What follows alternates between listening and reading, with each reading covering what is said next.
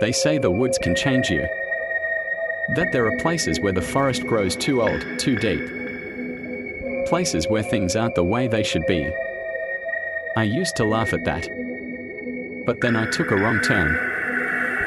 And I was never the same. The trail narrowed fast. Trees crowded in, branches clawed at my arms. The silence deepened. No birds. No bugs. Just the crunch of my boots and the sound of my own breath. I kept walking, convinced it would loop back. But the deeper I went, the more the forest changed. The trees were wrong. Bent in strange ways. Bark with deep, weeping cracks. Some had symbols carved in them, runes or letters I couldn't read. That's when I found the first one. A totem. Tied together with bones. Animal skulls, maybe. Or not. Hung from a branch like a warning. I should have turned back. But I didn't. It started as a regular hike. I'd gone out alone, just me, my backpack, and a trail I'd read about online. Somewhere deep in the Appalachians. Quiet. Isolated. Perfect. For clearing your head. The sky was overcast, the kind of gray that makes you feel like time's slowing down. I followed the trail like I was supposed to. GPS, map, the works. But somewhere along the ridge, I saw it, a narrow path leading down through dense pine trees. Half hidden behind a fallen log. No markers. No signs. I don't know why I took it. Curiosity, maybe. Or maybe something else. Something pulling. I stepped over the log and kept going. It was almost evening when I saw him. A man standing perfectly still between two trees. Dressed in old clothes, so old they looked like they belonged to a century ago. His face was pale, sunken. Eyes wide and glassy. I called out. He didn't answer. He just lifted one arm and pointed deeper into the woods. My body screamed to run, but my feet moved forward. When I looked back, he was gone. Night came too fast.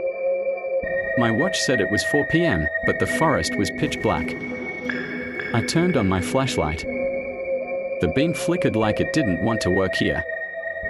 That's when I saw the tree. Huge. Ancient. Its trunk was split open, revealing a hollow inside like a gaping mouth. Something was carved above the opening. The same symbols I'd seen before.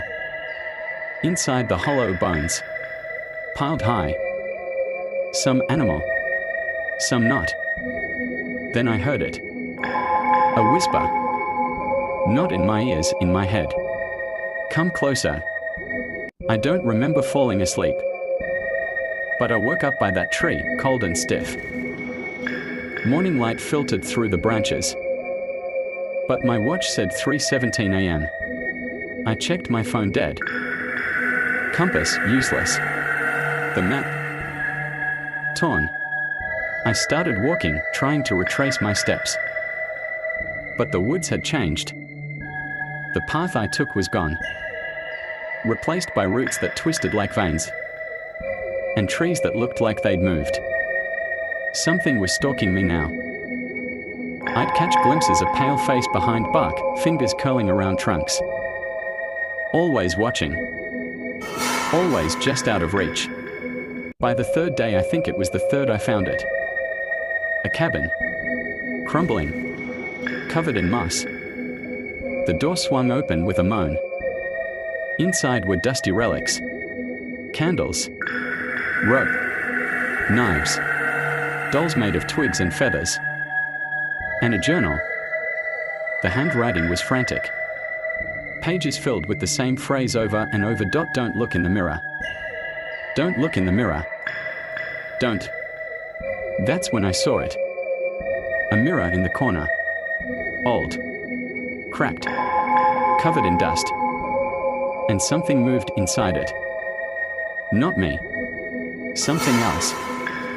Something behind me. I turned around, nothing. But the mirror. Now it was smiling. I ran. Stumbled through brush and thorns. Fell. Bled. And then I found the circle. Rocks, perfectly placed. Burned symbols in the ground. More totems, but these were fresh. Dripping. I stepped inside. I don't know why. Maybe I thought it was safe. And that's when the forest screamed. Not with sound, but with silence that hurt. The air thickened. My skin crawled. And then I saw them. Figures. Dozens. All around the trees. Watching. Swelling with darkness. They began to chant. Low, guttural. A language I shouldn't understand but did. And I remembered. I had been here before. Flashes returned. Memories that weren't mine. I saw myself years ago kneeling in this forest, carving runes, whispering names. I had made a pact. To forget. To live free of guilt. But the forest never forgets. You can leave the woods, but they never leave you. I woke up near the ranger station. Muddy. Bleeding. Alone. They said I was missing for a week. But I know the truth. I didn't escape. I was released. For now. So if you ever find yourself in the woods, and you see a path that shouldn't be there, don't follow it. Because once the forest knows you, it never lets go.